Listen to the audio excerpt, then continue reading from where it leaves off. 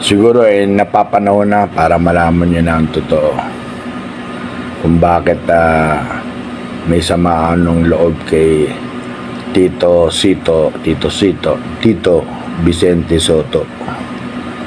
Kasi alam nyo, nung pa-last term ako ng konsehal, kinausap niya ako kung pwede daw yung Castelo na konsehal ipalit sa akin.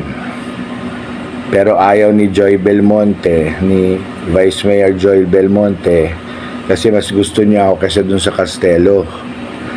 Ang usapan kasi nila, pag naging konsehal si Castelo, aatras na, wala nang kalaban ng kanyang Vice Mayor na si Gian Soto. Pag pinasok yung Castelo sa lineup ni Joy, kinausap ko si Joy. Sabi ko, no. Sabi ni Joy sa akin, no, Anjo, I want you. Ikaw ang gusto kong konsehal. Nung kinausap ko si Tito Sen, minura ako ni Tito Sen. Sabi sa akin, PI mo, ganyan-ganyan.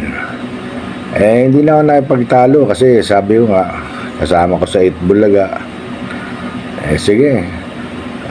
Ano na lang ako, tatrabaho na lang ako sa Itbulaga. Yung pangalawang kasalanan sa akin ni Tito Sotto, na tinuring ko siyang kapatid, minsan nga tinuturing ko siyang ama, nung binakbakan ako ni Raffy Tulfo.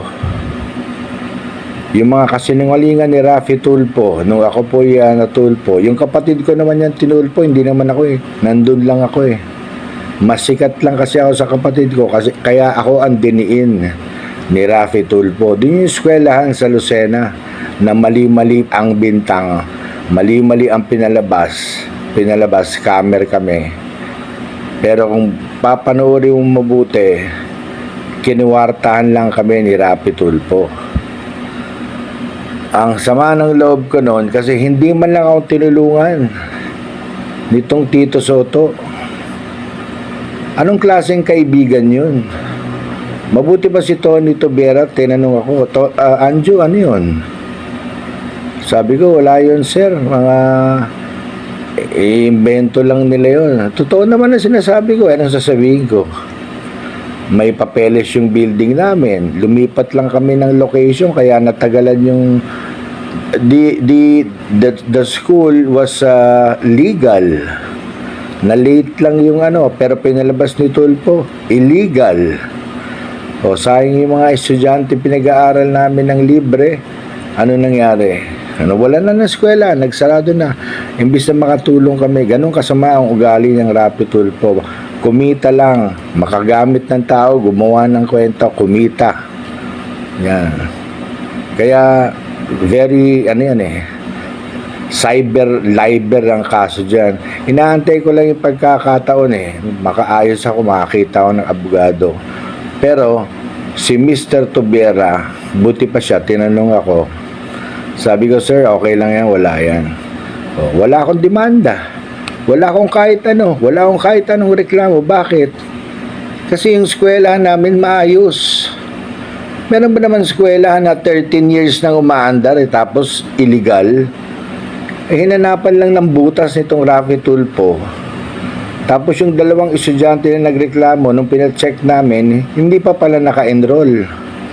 So hindi ko alam kung anong motive ng 5 estudyante, 5 hanggang 7 estudyante out of thousands na pinag-aral namin. Pero going back, kaya ang sama ng loob ko kay Tito Sen, natakot siya kay Raffy Tulfo at iniwasan na ako. Kumbaga, feeling niya, guilty na ako. Parang lumayo tayo dyan kay Anjo, scammer pala yan. Tinan nyo, Tulfo, tinan mo yung effect. Sinira mo yung pagkatao ko, sinira mo yung buhay ko, mga kaibigan ko. At si Tito Sen naman, ang sama ng loob ko sa iyo, akala ko ba mayabang ka? Hindi mayabang. Akala ko ba matapang ka? Ba't di mo pinagtanggol? Akala ko ba para tayo magkakapatid? Yun yung unang sama ng loob ko dyan kay Tito Sen.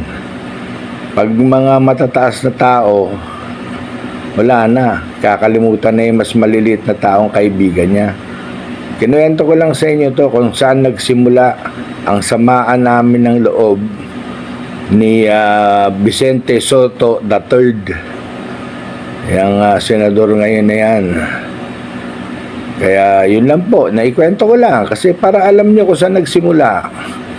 Maraming salamat po, marami pa yan.